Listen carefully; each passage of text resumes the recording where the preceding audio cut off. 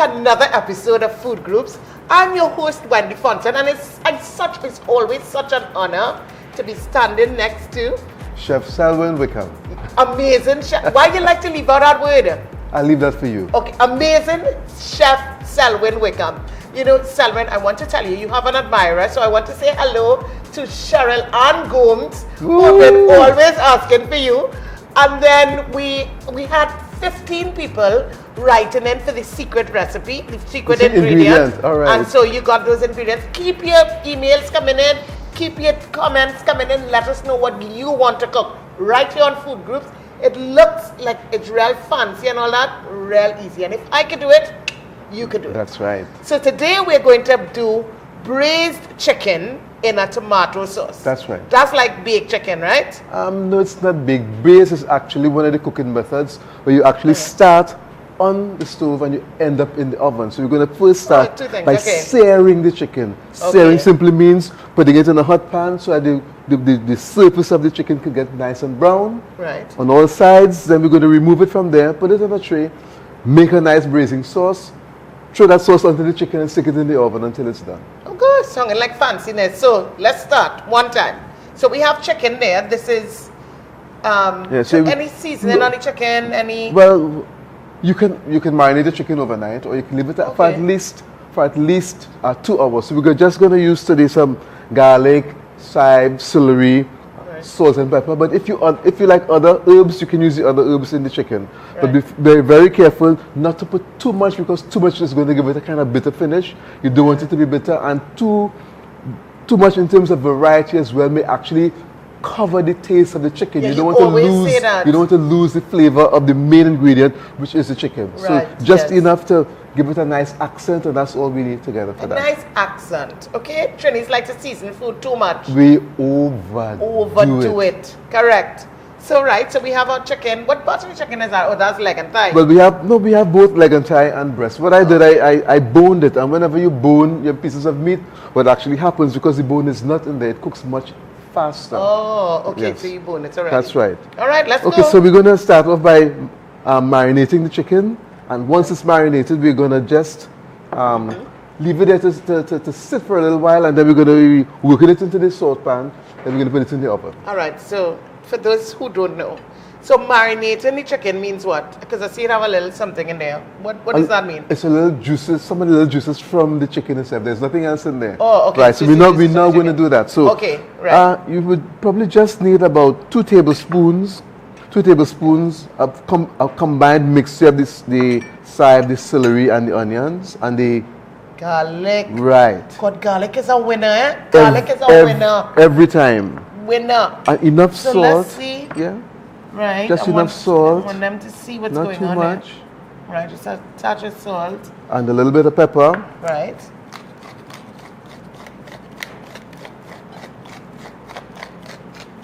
Nice. Just enough, yes. Let me get a glove here so that I can turn that around. Oh my gosh. Garlic is a winner. Constantly. Yeah. And it's not only good for food, it's good for your body as well. Yeah, yes. It's a winner. Yeah. Get your garlic. It's a winner. Right, so we just want to toss this around in there. Nice. Do you want to taste it? Okay, now. Just a little thing, Okay. Yes? We just want to make sure it has enough salt. Salt. Oh yeah, for the salt. Yes. Remember we did that when we was doing the scotch eggs now? Yes, that's right. Tasting good to me? Tasting good to me, but just in case. All right. A little more, right. For good measure. Press down, shaking together. Okay. Why no script, yes. So we're going to leave this to marinate there for a little while. Right. And we're going to come back to it. Okay. So about how long it needs to stay? At least, well, because chicken is unlike other flesh. Right. Chicken would need at least 2 hours. But if it's like fish, and you can braise fish as well, the fish would probably just need about 15 minutes. So the chicken needs about an hour or 2. Right. But if you're going to do a big quantity, we need to leave it there a little longer. Okay, so your suggestion might be to just do this overnight then? Yeah, and it's leave better. It. That's right. So when you're ready to cook it in the morning, sear, and we're ready to go. And we're ready to go. All right. Right, so we're going to now add, we've marinated, it's there sitting. Right, has been sitting. That's right, for about 2 hours. Right. We're now going to put a little oil Any kind of oil, right? Just vegetable oil, just Vegetable a oil. little. Ooh, that pot hot and nice. Yes. Right. I'm just going to put the chicken in. We want to get it nice and brown quickly. So Selwyn, why are you doing that? Is it better to do the chicken with the skin on or the skin off? Well, it's best with the skin on because what happens is that there's a little bit of fat locked in under the skin, and that fat helps to make the flesh juicy. When you remove the skin, you remove that first barrier of protection, right? That first layer of protection. You want that to remain in there. Right. Gotcha. Yeah. You know, this is the part that always scares me because I don't want to burn it. So, you remember when we were doing the chicken Alfredo, I kept saying, look at check it. the chicken, the chicken, the chicken. But, I mean, like, you seem to just have this down pat. No, you just have to continue looking at it. You just remember, again, this is not finishing in the pot. It's going to be finished in the oven. Right. So you want to get the nice flavors because the caramelization that's taking place there, the browning of the flesh or the browning of the skin there is actual flavor that you're going to incorporate into the dish today. Oh God, Selwyn, you make cooking look so sexy. It's easy. And easy. Oh my God. Selwyn, so I want you all to see what's happening in the pot. So Selwyn, just fill the pot a little bit so we can get to see. So that is what happens when your chicken's saying. Right. A nice brown on all sides. A nice brown on all sides. That's it. And what's actually happening there, you see the brown deposits that's there? Right. We actually need that because there's flavor in there. So when we take the chicken out, we're going to add the white wine, just about an ounce or so. We're going to use that to deglaze the pot. And that deglazing will form a solution that's going to help to flavor the sauce as well. Oh, okay. Any kind of white wine? Okay. I'm now going to grab the bottle and you can be sipping while you're cooking. It's quite okay. Oh gosh, we need to next week. We're doing that, yeah? I love to sip and cook. So the chicken has been searing for about 10 minutes. Right. And so what are we going to do now? We're going to remove it from the heat now. Right. Gosh, it's looking juicy. Right. Oh gosh. Oh. And you know when the chicken it's not quite done yet, but actually if you just press, you should feel a little stiffness in the flesh. If you press and your fingers go right through, know that chicken is not quite done. Right. All right, in order to deglaze, let's see if we can get some magic here. We're going to add some white wine. Ooh, I love that. Right. I love that. Nice. And the purpose for the white wine really is to, you see all the sediments that are stuck at the bottom of the pot? Right. That's the caramelization that took place there. That's actually for flavor. Yes. So we're going to use the white wine to remove all the sediments and allow it to simmer a little bit and to develop and to absorb the flavors from the caramelization that took place with the herbs that's in there and the drippings that came from the chicken as well. Yeah, got that chicken looking juicy. Oh, juicy. Almost say like Lucy. Juicy Lucy. I wonder if that's what that's just saying about the chicken. The chicken, braised chicken. I feel so. Say any chicken. And people thought it was some other thing, right? Because they mind, but just looking nice and juicy for true. So nice. So you're already seeing some of the color have changed because of the browning, the caramelization of the onions and garlic and celery and chives. And at this point we want to add some tomato sauce. So you can make your own tomato sauce. So you can buy those already in the cans, and you can use those. But again, you need to flavor it according to your taste. So if you want to add a little more salt, a little pepper to this tomato sauce, if you want to add some more garlic and so on, you can do so. Okay. And that's like about how much? This is about a cup and a half to 2 cups of the tomato sauce. Okay, tomato sauce. Right. And we're going to just leave this here to simmer. Nice. Again, we want to infuse the flavors. Nice. Yeah. So you get all that chicken juice and seasoning and everything to add some flavor to that all sauce. the goodness. All the goodness. Yes. You want to taste it? Let me give you a little taste. Oh God, you know as a taste master. Bring it on. Tell us what it needs. God, tell me it need nothing. Nothing. I feel your lie. No, it need nothing. It isn't real good. One more. Just to be sure. No salt, no pepper? It's real good. Right, okay.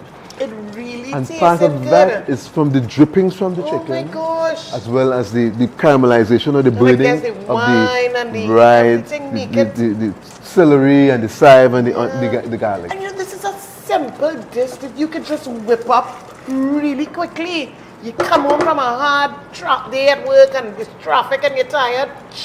You could even say the chicken before and just put it all together when you get home. Put it when you get home. Right, so we're going to now, Easy stuff, we're going to just add the chicken back to the sauce here. Right. Yeah. And actually, this could be, and see the drippings in there, we want to put that back in there. All that's flavor, Put the all that's goodness. flavor, all that's Put the flavor. goodness back. Right. Now with braising, you can actually leave it on the stove here, and you can actually finish braising here. Just covered. Oh, really? Yeah. So we can cover this and leave it to finish braise there. Or we can do it in the oven. But today we're going to finish ours in the oven. Okay. So we're going to put it in the pot. Right. Nice. And into the oven. Into the oven. And we're leaving this for about 15 minutes. Just, yeah, about 10-15 minutes and at it should be... 300 degrees or That's so. right, that's so right. It's in the oven, 300 degrees. We'll be right back for the tasting. And welcome back. And now, the chicken has been in the oven for 15 minutes. And our chef is going to do the needful. Ooh, just your open it, you just get off. Ooh, whiff. Nice, let's take a look.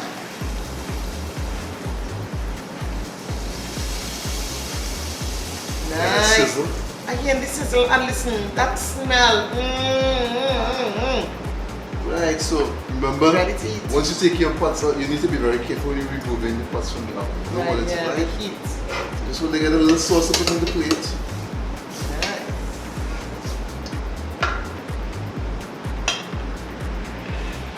Ooh, you look like an artist, boy. Look it up. Right. And let's get the pieces of chicken on there. Nice. Because this smells really good. Now, Wendy, it's hot, but the best time to eat it is when it's hot. Listen, before I dig in, what else can we, what starch, carbohydrates can we serve this with? Actually, The best. any one of them. They can go well with potatoes. They can go Pasta? well with yes, Right. pasta. They can go with couscous. They can even go with rice. Couscous. You know somebody right asking about that? Couscous is cuckoo? No. Couscous is a.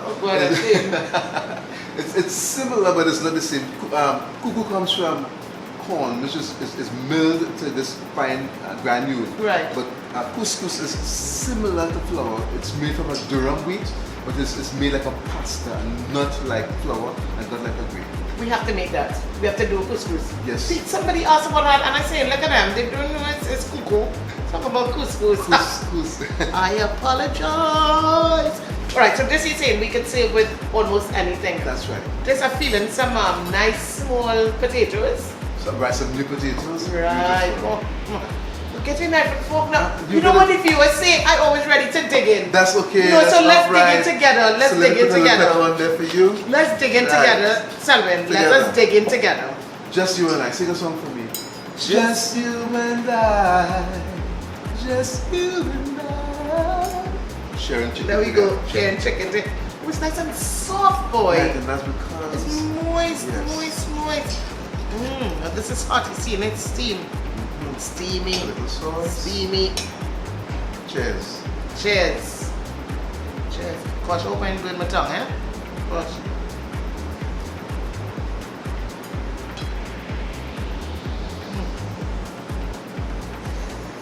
Oh, God, Dudu.